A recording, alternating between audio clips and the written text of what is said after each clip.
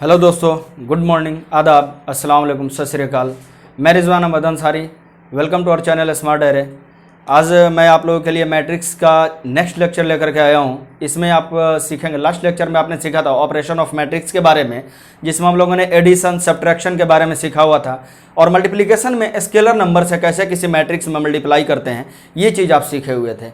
आज हम लोगों का डिस्कशन जो है वो मल्टीप्लिकेशन ऑफ मैट्रिक्स के बारे में है, यानी दो मैट्रिक्स का आपस में मल्टीप्लिकेशन कैसे करेंगे, इसके बारे में आज हमें जानकारी लेनी है। ठीक है, तो बेटा जरा ध्यान से समझिए, है ना। आज का टॉपिक मल्टीप्लिकेशन ऑफ मैट्रिसेस है, मल्टीप्लिकेशन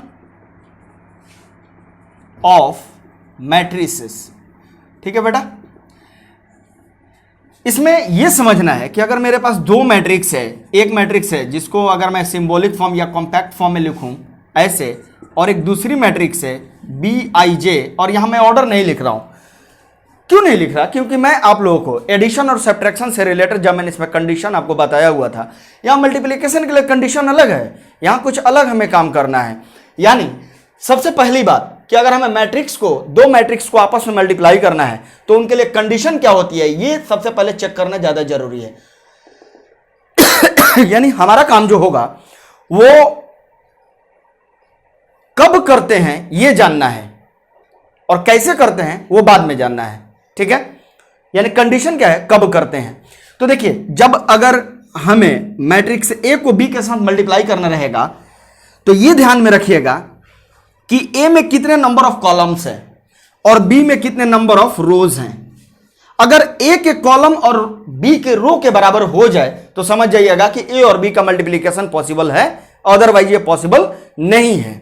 बस सिंपल सी बात मैं समझा रहा हूं, सीधी सी बात, आ रही बात समझ में। यानी कि जो पहले मल्टीप्लाई में, जैसे अगर मैंने लिख लिया आर और यहां लिख लिया एस, ये दो मैट्रिक्स है, तो आर में चेक कीजिएगा टोटल कॉलम्स कितने हैं, और एस में चेक कीजिएगा टोटल रोज कितने हैं। अगर पहले मैट्रिक्स में जितने कॉलम होंगे, अगर दूसरे मैट्रिक्स में उतने ही रो होंगे, तो समझ जाइएगा कि आर और एस का मल्टीप्लिकेशन पॉसिबल है। और तब इस तरह के मल्टीप्लिकेशन के लिए हम बोलेंगे कि मैट्रिक्स आर और एस जो है वो मल्टीप्लाई करने के लिए कन्फॉर्मेबल है।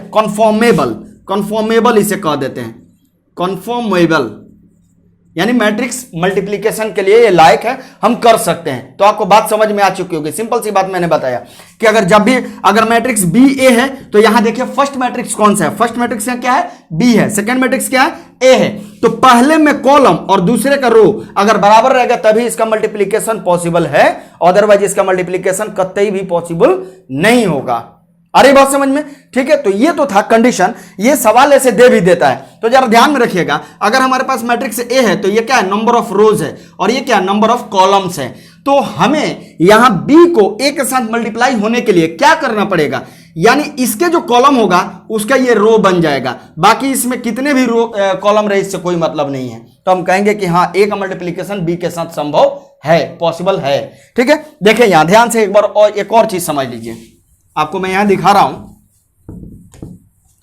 देखो बच्चों, यहां पे आपने लिखा एक मैट्रिक्स ए लिखा जो 1 2 3 4 करके है, और एक मैट्रिक्स बी लिखा जो 1 0 0 1 करके है। तो ये कितने ऑर्डर का मैट्रिक्स है, 2 by 2। ये कितना ऑर्डर का मैट्रिक्स है, 2 by 2। यानी इसमें कितना रो है, एक और एक, दो रो। जो पड़ी हुई लाइन रहती है वो रो, और जो खड़ी हुई लाइन रहती है वो कॉलम कहलाता है। तो कितने रो हैं, एक और एक, दो, तो दो रो हो गया, और ये एक और एक, दो, दो कॉलम हो गए। आगे बात समझ में? यहां उसी तरीके से दो रो दो कॉलम है। तो यहां देखिए, तो अगर हमें ए बी कहेगा कि क्या ए बी पॉसिबल है, तो हम बोलेंगे of course it is possible to multiply, ये मल्टीप्लाई करने के संभव है, यानी उसके लायक है। ठीक है, बी ए पॉसिबल है कि नहीं, बी ए, तो ये भी हम कहेंगे पॉसिबल है। क्यों? ए बी के लिए मैं बात करूं तो इसके कॉलम इसके रो के बराबर है, तो ऑफ कोर्स है। ठीक है, तो ये ध्यान में रखिएगा, ये कंडीशन है। ये जो पहले आपने लिखा ए और बी, ये जो पहले लिखा है मैट्रिक्स, इसको हम कहते हैं प्री मल्टीप्लायर। क्या कहते हैं इसे? प्री मल्टीप्लायर कहते हैं। और इसको हम लोग कहते हैं पोस्ट मल्टीप्लायर, पोस्ट मल्टीप्लायर। आ गई बात समझ में? ये प्री मतलब होता है पहले, और पोस्ट मतलब होता है बाद में। यानी जो पहले मैट्रिक्स मल्टीप्लाई में है इसे हम क्या कहेंगे, प्री मल्टीप्लायर, और जो बाद में उसे मैं क्या बोलूंगा, पोस्ट मल्टीप्लायर। या इसे हम लोग कह देते हैं, कोई कोई किताब या कोई कोई ऑथर जो है ऐसे भी लिख देते हैं, इसे प्री फैक्टर कह देते हैं और उसे पोस्ट फैक्टर भी कह देते हैं। ठीक है। अब इनका मल्टीप्लीकेशन कैसे होगा ये ध्यान में रखिएगा, ये समझिए, यहां जरा ध्यान से समझना है। क्या करेंगे, जब पहले मैट्रिक्स ए है ना, तो यहां पहले मैट्रिक्स को लिखने के बाद से इसका पहला रो उठाइएगा और दूसरे का पहला कॉलम, यानी ऐसे चलना है, पहले का ऐसे और दूसरे का ऐसे के साथ, बिल्कुल ऐसे आपने इसको उठाया, इसको ऐसे उठाया, और जो कॉरेस्पॉन्डिंग एलिमेंट है, यानी इसमें जो पहले पढ़ रहा है, इसमें पहले जो पढ़ रहा है, उनका मल्टीप्लाई कीजिए, फिर ऐड कीजिए इसका मल्टीप्लाई दूसरे वाले का दूसरे के साथ। सिंपल सा टेक्निक, यानी 1 का 1 से मल्टीप्लाई, एक बार लिख दे रहा हूं 1 × 1, फिर प्लस 2 का 0 से मल्टीप्लाई 2 × 0। अब तो कोई इसमें है नहीं, बस हो गया यहां पे, ठीक है। आगे बढ़ते हैं, इसी तरह इसको उठाए रहिए और दूसरे के साथ कीजिए। तो 1 का मल्टीप्लाई किससे होगा, 0 से, फिर 2 का मल्टीप्लाई किससे होगा, 1 से होगा। फिर अब तो कोई है नहीं इसके आगे, नहीं है तो बस रहने देंगे। अब यहां चलेंगे, 3 का मल्टीप्लाई 1 से करेंगे तो 3 × 1, प्लस 4 का मल्टीप्लाई 0 से, फिर यहां 3 का मल्टीप्लाई 0 से और प्लस 4 का मल्टीप्लाई 1 से। बस इसी को देख लीजिए, हो जाएगा काम। ये क्या है, 1 हो जाएगा, ये क्या हो जाएगा, 2 हो जाएगा, यहां पे मेरा कितना हो जाएगा, 3 हो जाएगा, और ये मेरा 4 हो जाएगा। आगे बात समझ में, ये चीज आप ध्यान में रखिएगा, 1 2 3 4, क्लियर है। मुझे नहीं लगता कि इसमें किसी तरह की कोई दिक्कतें आएंगी, ठीक है। ये अब यहां ध्यान से समझिए, कभी कभी ऐसा मल्टीप्लाई दे देगा बी ए, तो सबसे पहले हम ये चेक करेंगे कि क्या बी ए मल्टीप्लाई के लायक है कि नहीं है, ये ध्यान में रखना है, बी मल्टीप्लाई के लायक है या नहीं है, ये चीज जरा ध्यान में रखेगा। तो बी में क्या देखेंगे, नंबर ऑफ कॉलम, और ए में क्या देखेंगे, नंबर ऑफ रो। इतना समझ लीजिए, जो मैट्रिक्स पहले होगा उसमें कॉलम देखना है। सीआर देखिए ना, सीआर, जयकाल नाम सुनेंगे ना, वो सीआर, तो पहले का सी और दूसरे का आर, ये ध्यान में रखिएगा। तो इसमें सी देखिए, जाहिर सी बात है, जब 2 स्क्वायर मैट्रिक्स रहेंगे ना सेम ऑर्डर का, तो उनका मल्टीप्लिकेशन पॉसिबल होगा। तो हमने क्या किया, अब बी का ए के साथ मल्टीप्लाई करना है, ऐसे मत कर दीजिएगा। अब क्या करेंगे, इधर से हम ये उठाएंगे, ये पहली रो उठाएंगे, अरे बात समझ में, ये उठा करके पहले कॉलम के साथ मल्टीप्लाई करेंगे, तो क्या हो जाएगा, 1 × 1 1 हो जाएगा, 3 × 0 0 हो जाएगा, तो यहां पे बचा रहेगा 1। फिर क्या करेंगे, 1 का उठा करके मल्टीप्लाई 2 से करेंगे तो 2 हो जाएगा, और इसका 0 हो जाएगा, यानी 2, क्लियर है। फिर उसी तरीके से अब हम क्या करेंगे, दूसरे वाले रो को उठाएंगे, 0 का मल्टीप्लाई 1 से करेंगे तो कितना हो जाएगा, 0, और फिर 1 का मल्टीप्लाई 3 से करेंगे तो +3, यानी क्या बचेगा बेटा, 3। फिर यहां 0 का मल्टीप्लाई 2 से तो 0, और 4 का मल्टीप्लाई 1 से तो 4, यह हमारा हो गया 1 2 3 4, ठीक है। तो ये मल्टीप्लाई करने का यही रूल है, आपको फर्स्ट रो उठाना है और दूसरे मैट्रिक्स का, यानी प्री मैट्रिक्स का फर्स्ट रो और पोस्ट मैट्रिक्स का फर्स्ट कॉलम के साथ कॉरेस्पॉन्डिंग एलिमेंट के साथ मल्टीप्लाई करके ऐड कर देना है, फिर वो यहां लिखा जाएगा।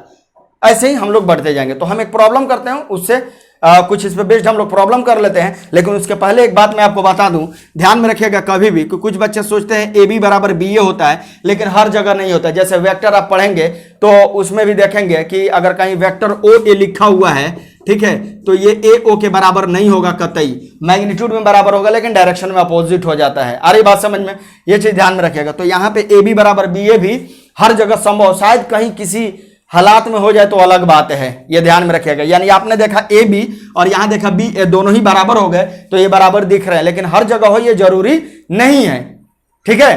तो ये ध्यान में रखिएगा कभी भी। तो और इसका एक और इंपॉर्टेंट पॉइंट आपको बता दे रहा हूं कि अगर a प्लस बी दो मैट्रिक्स का होल स्क्वायर दिया हुआ रहेगा ना, तो ये A square plus A B plus B A plus B square होता है। यहां कुछ बच्चे ऐसे सोचते हैं कि sir A square plus 2ab plus B square हो जाएगा, ये कहना गलत होगा। ये सारे अलजेब्रिक फॉर्मूला को फॉलो करेगा, मतलब ऐसे जो बाइनोमियल फॉर्मूला है, ट्राइनोमियल जो फॉर्मूला है, ये मैट्रिक्स सब पे फॉलो करेगा। लेकिन बस अंतर यही है कि ए बी और बी ए की वैल्यू बराबर रहेगी तब ये होगा, और बराबर नहीं होगी तो ऐसे लिखेंगे। ए माइनस बी के होल स्क्वायर में भी ऐसे लिखेंगे, ए माइनस बी के होल स्क्वायर को ऐसे लिख लेंगे, ए माइनस बी इंटू ए माइनस बी, और तब 1/1 मल्टीप्लाई करेंगे। अरे बात समझ में, ये चीज आप ध्यान में रखिएगा, क्लियर है। जब भी अगर ए बी बराबर बी ए होगा तभी जाकर सिंपली जो फॉर्मूला लगाते हैं उस हिसाब से ये काम करेगा, अदरवाइज ये काम नहीं करेगा, ये ध्यान में रखिएगा। ए प्लस बी का होल क्यूब, ये भी आप जानते हैं इसका फॉर्मूला क्या होता है, आप कर सकते हैं, अप्लाई भी कर सकते हैं। देखो यहां पे आई होप दिख रहा होगा, ए प्लस बी इंटू ए माइनस बी, आप क्या जानते हैं, ए स्क्वायर माइनस बी स्क्वायर, ये होगा, इतना होगा। लेकिन कब होगा, जब ए बी बराबर बी ए होगा तभी होगा। अगर ए बी बराबर बी ए नहीं होगा तो ए का मल्टीप्लाई ए के साथ, फिर बी ए का मल्टीप्लाई माइनस बी के साथ, फिर यहां प्लस बी का मल्टीप्लाई ए के साथ, फिर प्लस बी का मल्टीप्लाई माइनस बी के साथ करेंगे। तो अगर A B equal to B है ना, तो आप बाइनोमियल थ्योरम भी आप अप्लाई कर सकते हैं, यानी ए प्लस बी का होल पावर एन वाली फॉर्मूला, एनसी जीरो वाली फॉर्मूला आपको याद भी होगा। तो देखते हैं एक प्रॉब्लम, ठीक है।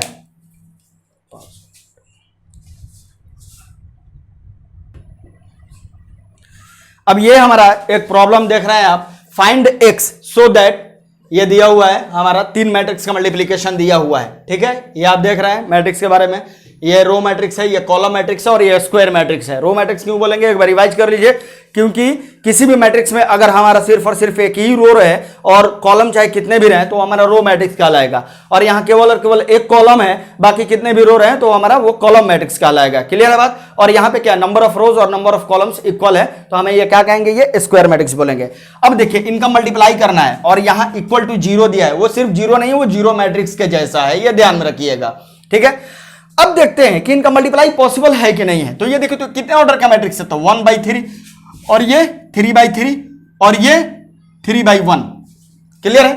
तो इन दोनों का मल्टीप्लीकेशन देखे पॉसिबल है कि नहीं। तो पहले का कॉलम, तो कॉलम कितना है 3 और दूसरे का रो कितना है 3, ये दोनों बराबर होने चाहिए, तो बराबर तो है। जब बराबर रहेगा ना तो हमारे पास एक नया मैट्रिक्स बनेगा मल्टीप्लाई करने के बाद, और जो नया मैट्रिक्स बनेगा ना, इसके कॉलम और इसके रो को हटाने के बाद क्या बच रहा है, यहां 1 बच रहा है और यहां 3 बच रहा है, इसका मतलब 1/3 ऑर्डर का बचेगा। मैट्रिक्स जो बनेगा ना नया, वो 1/3 ऑर्डर का बनेगा, बस सिंपल सी बात है। तो जरा ध्यान में रखिए, हम क्या करेंगे, इसका मल्टीप्लाई इससे करेंगे, कॉरेस्पॉन्डिंग मल्टीप्लाई करना है, यानी पहला पहले के साथ, तो 1 × 1 1 रहेगा, फिर x × 0 0 हो जाएगा, फिर 1 × 0 0 हो जाएगा, तो फाइनली हमें क्या मिलेगा, यहां 1 मिलेगा। अब हम क्या करेंगे, इसका मल्टीप्लाई इसके साथ करेंगे, कॉरेस्पॉन्डिंग करना है, तो आप फटाफट करते हैं। 3 5x और यहां 3, यानी 3 और 3 6 हो जाएगा, और 6 + 5x हो जाएगा। क्लियर है। ये देखिए ना 3 हो जाएगा ना, प्लस 5x हो जाएगा और प्लस 3 हो जाएगा। फिर इसी तरह इसका मल्टीप्लाई इसके साथ करेंगे, तो 2 × 1 = 2 और x हो जाएगा, यानी कि 2 + x + 2, यानी कि 4 + x हो जाएगा। देखिए तो ये कितने ऑर्डर का मैट्रिक्स है, 1/3 ऑर्डर का हो रहा है कि नहीं हो रहा है। एक रो है और 3 हमारे पास कॉलम है। अब हमें क्या करना है, इसके साथ मल्टीप्लाई करना है, 1 1 x के साथ मल्टीप्लाई करना है, इक्वल टू 0 मैट्रिक्स है ये, ठीक है। चलो बेटा आगे देखो, तो ये क्या हो जाएगा, 1/3 ऑर्डर का है, और ये क्या 3/1 ऑर्डर का है। आपने क्या देखा, ये अपने आप बाप बाप चिल्ला करके बैलेंस्ड है, यानी इसका कॉलम और इसका रो दोनों बराबर है। तो जो नया मैट्रिक्स बनेगा, इनको डिलीट करने के बाद क्या बनेगा, 1 × 1 लिखा है, यानी 1/1 ऑर्डर का बनेगा, अपने आप क्लियर हो जाएगा, ये निकल जाएगा। तो चलिए जरा मल्टीप्लाई करते हैं, तो 1 का 1 के साथ मल्टीप्लाई करेंगे, क्या मिलेगा 1 + 6 + 5x का मल्टीप्लाई करेंगे 1 के साथ, तो इतना ही रहेगा, प्लस 4 + x का मल्टीप्लाई करेंगे x के साथ, ये इक्वल टू 0 मैट्रिक्स। यानी इसका मतलब दो मैट्रिक्स आपस में बराबर कब होंगे, जब उनके जो है कॉरेस्पॉन्डिंग एलिमेंट बराबर हो और उनके ऑर्डर बराबर हो। तो यहां तो ऑर्डर ही बराबर है, 0 मैट्रिक्स कितने भी ऑर्डर का आप लिख सकते हैं।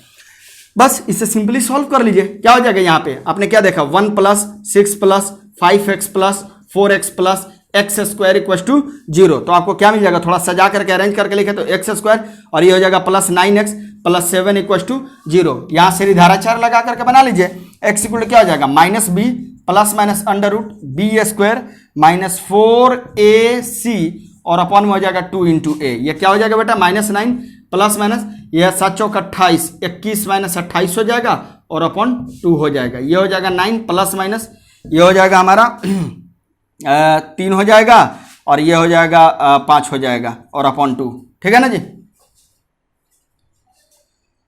तो ये हमारा फाइनली आंसर मिलेगा, x की वैल्यू यही मेरी आएगी, ठीक है। तो ये हमारा था एक प्रॉब्लम, आपको आई होप कॉन्सेप्ट क्लियर हो चुका होगा। मैं बार बार कह रहा हूं कि ए बी और बी ए हमेशा बराबर हो जरूरी नहीं है, ये कभी कभी बराबर होता है। और कोई भी आप अलजेब्रिक फार्मूला आप यूज कर सकते हैं, बाइनोमियल थ्योरम का भी फार्मूला यूज कर सकते हैं, nc0 a⁴n b⁴0 nc1 a⁴n-1 b⁴1 ऐसे करके आप यूज कर सकते हैं। लेकिन कब A B equal to B A रहे तब, ये चीज ध्यान में रखिएगा, ठीक है। थोड़ा इन सब चीजों को आप ये समझिए, है ना, कॉन्सेप्ट समझिए, है ना। a + b का होल क्यूब का भी फॉर्मूला लगा सकते हैं, डिस्ट्रीब्यूटिव लॉ वगैरह ये सब जो भी होता है आप बिल्कुल इजीली अप्लाई कर सकते हैं, लोड लेने की जरूरत नहीं है। अब हमारा जो है नेक्स्ट टॉपिक जो है वो ट्रांसपोज ऑफ मैट्रिक्स है, यानी मैट्रिक्स का ट्रांसपोज करते कैसे हैं, ये चीज समझ लीजिए, ठीक है। देखो भाई, जब भी अगर आपको मैट्रिक्स का ट्रांसपोज करने के लिए मिलेगा ना, तो समझ जाना कि कॉरेस्पॉन्डिंग रो को कॉलम में बदल देना। मैंने कॉरेस्पॉन्डिंग रो बोला, यानी transpose of a matrix, transpose of a matrix, matrix का ट्रांसपोज करना है। यानी एक मैट्रिक्स ए है तो उसका ट्रांसपोज को ए की पावर में जो है यहां मुंडी पे डैश लगा देते हैं या ए पे यहां टी लिख देते हैं। अब अगर आपके पास कोई अगर मैट्रिक्स ए दिया हुआ है, यहां 1 2 3 दिया है, -1 -1 2 दिया है, 2 1 0 दिया हुआ है, इसका ट्रांसपोज करना है। तो ट्रांसपोज करने के लिए सिंपल सी बात मैं बता रहा हूं, कॉरेस्पॉन्डिंग रो को मैंने कॉलम में बोला और कॉरेस्पॉन्डिंग कॉलम को रो में नहीं बोला। यानी रो को कॉलम में, कॉलम को रो में बदल देना है, बात खत्म। ठीक है, तो देखिए ये कौन सी रो है, पहली रो है। ये कौन सी रो है, दूसरी। ये कौन सी रो है, तीसरी। तो R1 बदलेगा C1 में, R2 बदलेगा C2 में, R3 बदलेगा C3 में। बस हो गया, सिंपल सी बात है। यानी जो 1 2 3 ऐसे लिखे हैं वो 1 2 3 ऐसे लिखा जाएगा। जो -1 -2 ऐसे लिखे हैं, -1 -1 2 ऐसे, 2 1 0, यही है इसका ट्रांसपोज। बस बात खत्म, सिंपल सी बात है। ठीक है, ये चीज आप ध्यान में रखेंगे। क्लियर है। अब हमारा आता है दो तरह का मैट्रिक्स, एक होता है सिमेट्रिक मैट्रिक्स, सिमेट्रिक मैट्रिक्स, और एक होता है SSM, स्क्यू सिमेट्रिक मैट्रिक्स। ये देखिए, ये समझिए ये है क्या। एक मैट्रिक्स ए रहे और उसका ट्रांसपोज करने के बाद देखेंगे कि वो ओरिजिनल मैट्रिक्स के बराबर आ गया, तो हम बोलेंगे कि वो मैट्रिक्स ए जो है सिमेट्रिक मैट्रिक्स है। यानी कोई भी मैट्रिक्स जिसका ट्रांसपोज लेने के बाद से फिर से वही मैट्रिक्स दे दे तो समझिए कि वो क्या है, सिमेट्रिक मैट्रिक्स है। यानी कि अगर आपने ले लिया A = AHG HBF GFC, जरा इसका ट्रांसपोज करें तो बेटा ट्रांसपोज करेंगे, पहला रो पहले कॉलम में आ जाएगा तो AHG, दूसरा रो दूसरे कॉलम में आ जाएगा तो HBF, तीसरा रो तीसरे कॉलम में आ जाएगा तो GFC। ये देखेंगे कि आपने A और A' दोनों आपस में क्या हो गए, बराबर हो गए। तो इससे क्या पता चला कि A का ट्रांसपोज करने के बाद से वही A के ही बराबर आ गया, तो हम बोलेंगे कि इस मैट्रिक्स A को बोलते हैं सिमेट्रिक मैट्रिक्स बोलते हैं इसे। आगे बात समझ में। अब स्क्यू सिमेट्रिक किसे कहते हैं, तो स्क्यू सिमेट्रिक का कॉन्सेप्ट बस इतना है बेटा कि A का जब ट्रांसपोज लोगे ना, A का जब ट्रांसपोज लोगे तो वो जो दिया गया मैट्रिक्स है उसके निगेटिव के इक्वल हो जाएगा।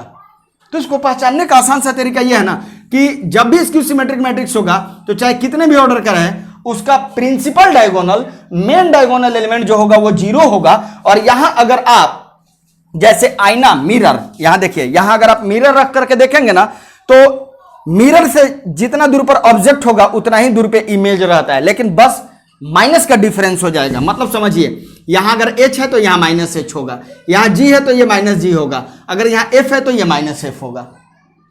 अगर बात समझ, या इधर वाले के देखिए क्या है, -H है तो इस -H का माइनस लीजिए तो +H।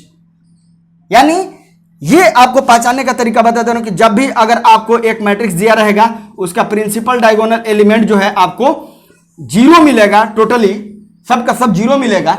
और यहां जो नॉन डायगोनल एलिमेंट्स है वो जो बराबर बराबर डिस्टेंस पे रहेंगे ना, वो देखिएगा मैग्नीट्यूड में तो सेम रहेंगे बट साइन में केवल अपोजिट रहेंगे, तो समझ जाइएगा कि वो स्क्यू सिमेट्रिक मैट्रिक्स है। यानी उसका ट्रांसपोज लीजिएगा ना तो इस -A के बराबर आएगा, तो कहेंगे कि वो क्या है, स्क्यू सिमेट्रिक मैट्रिक्स है। तो ये चीज ध्यान में रखिएगा। मैं नेक्स्ट लेक्चर में आपको, ज्यादा लंबी लेक्चर में नहीं बना रहा हूं, मैं नेक्स्ट लेक्चर में आपको ट्रांसपोज ऑफ मैट्रिक्स और सिमेट्रिक और स्क्यू सिमेट्रिक की प्रॉपर्टीज के बारे में, इस पे बेस्ड प्रॉब्लम्स, बहुत सारे प्रॉब्लम्स वगैरह भी लेकर के आऊंगा। छोटी छोटी लेक्चर इसलिए मैं ज़्यादा बना रहा हूँ ताकि आपको जो है भले ज़्यादा लेक्चर बन जाए लेकिन आपको ज़्यादा मतलब भारी न लगे या ज़्यादा लंबी लेक्चर ना लगे, इसलिए मैं थोड़े थोड़े लेक्चर 15 मिनट 20 मिनट की लेक्चर बनाने की कोशिश कर रहा हूँ कि इसके अराउंड में बनाऊँ ताकि आपको एक एक टॉपिक डिलीवर करते जाओ। तो नेक्स्ट मैं लेक्चर में आपको प्रॉपर्टीज ऑफ ट्रांसपोज लेकर के आऊंगा, सिमेट्रिक और स्क्यू सिमेट्रिक मैट्रिक्स का प्रॉपर्टीज, उस पर बेस्ड प्रॉब्लम्स है ना। फिर उसके बाद आइडेम्पोटेंट मैट्रिक्स क्या होता है, नीलपोटेंट मैट्रिक्स क्या होता है, इनवॉल्यूटरी मैट्रिक्स क्या होता है, पीरियोडिक मैट्रिक्स क्या होता है, इसका पीरियड, मैट्रिक्स का पीरियड कैसे निकालते हैं, इन सब चीजों के बारे में पढ़ेंगे। और एक और इंपॉर्टेंट पॉइंट मैं बता दे रहा हूं कि अब मैं फंक्शन के लिए भी लेक्चर शुरू करूंगा, है ना, जो 11th और 12th के लिए कंबाइंड ही मैं पढ़ाऊंगा। ऐसा नहीं कि 11th के लिए फंक्शन ऐसा, 12th के लिए ऐसा नहीं। तो मैं फंक्शन के नाम से वीडियो अपलोड किया करूंगा और function chapter, function is the heart of calculus, ये ध्यान में रखें, उसका माई बाप है, कैलकुलस का माई बाप फंक्शन ही है।